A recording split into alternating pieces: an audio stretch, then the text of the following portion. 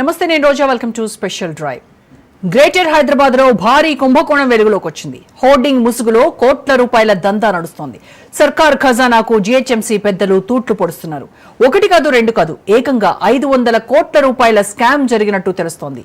ప్రజల ధనాన్ని పరిరక్షించాల్సిన ప్రభుత్వ సంస్థలే దానిని దోచుకోవడంలో భాగస్వాములవుతున్న పరిస్థితి హైదరాబాద్ నగరంలో దర్శనమిస్తోంది. మెట్రో రైల్, ఫ్లైఓవర్లు, ఫుట్ ఓవర్ బ్రిడ్జ్లపై ప్రకటనలు కొనసాగుతున్నాయి. దీంతో జీహెచ్ఎంసీకి 500 కోట్ల నష్టం కలుగుతోంది.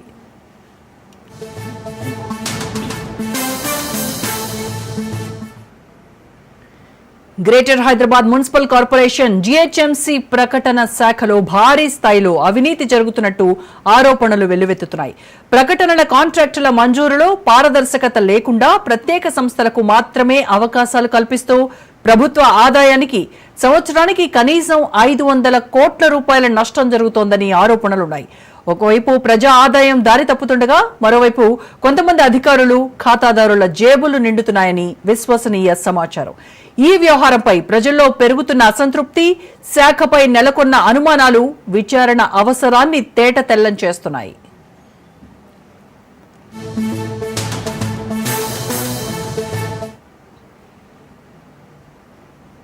ఒకప్పుడు గ్రేటర్ హైదరాబాద్ మున్సిపల్ కార్పొరేషన్ ప్రకటనల ద్వారా కోట్లాది రూపాయల ఆదాయాన్ని పొందేది.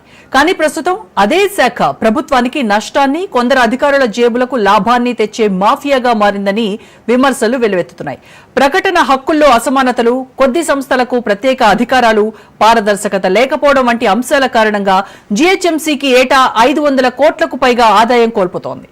2005 వరకు జీహెచ్ఎంసీ కొత్త హోర్డింగ్ అనుమతులు జారీ చేసేది. తర్వాత కాలంలో కొత్త అనుమతులు నిలిపివేసి అప్పటికే ఉన్న పాత హోర్డింగ్ల ఆధారంగా ప్రకటనలు కొనసాగించింది. 2020 నాటికి జీహెచ్ఎంసీ పరిధిలో 2400 హోర్డింగ్లు మాత్రమే ఉండగా వాటి ద్వారా సంస్థకు సుమారు 50 కోట్ల ఆదాయం వచ్చేది. అయితే 2020 తర్వాత ఆ పరిస్థితి మెల్లగా మారింది.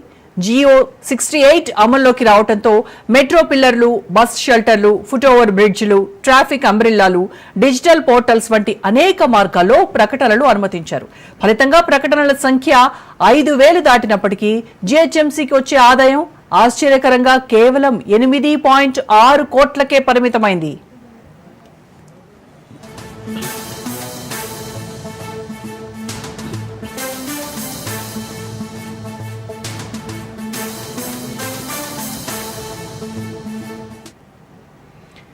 ప్రత్యేక సంస్థలకు ప్రాధాన్యతతో జీహెచ్ఎంసీకి భారీ నష్టం వాటిల్లుతోంది. ప్రకటన హక్కులన్నీ కొద్దిమంది సంస్థలకే కట్టబెట్టడం వల్ల ప్రకటన రంగంలోని మరెన్నో చిన్న, మధ్యస్థాయి సంస్థలు తలదట్టుకోలేని స్థితికి చేరుకున్నాయి.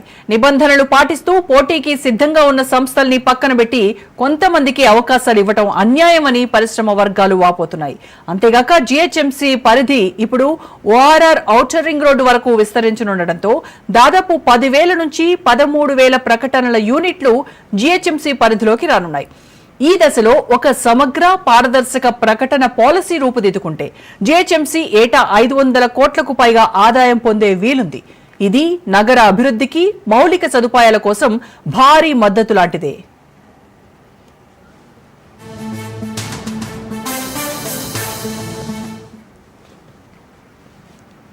ప్రస్తుతం జీహెచ్ఎంసీ ప్రకటన శాఖలో అనేక నిర్ణయాలు అధికారుల ఇష్టానుసారంగా మారిపోతున్నాయన్న ఆరోపణలు వినిపిస్తున్నాయి. అవే ప్రకటనలు ఒకవైపు ప్రజాస్థలాల్లో ఉచితంగా ఏర్పాటవుతుండగా మరోవైపు వాటి లాభాలు ప్రైవేట్ సంస్థల ఖాతాల్లోకి వెళుతున్నాయని తెలిసింది. ఇది ప్రజాధనానికి నష్టం తప్ప మరేమీ కాదని నిపుణులు హెచ్చరిస్తున్నారు.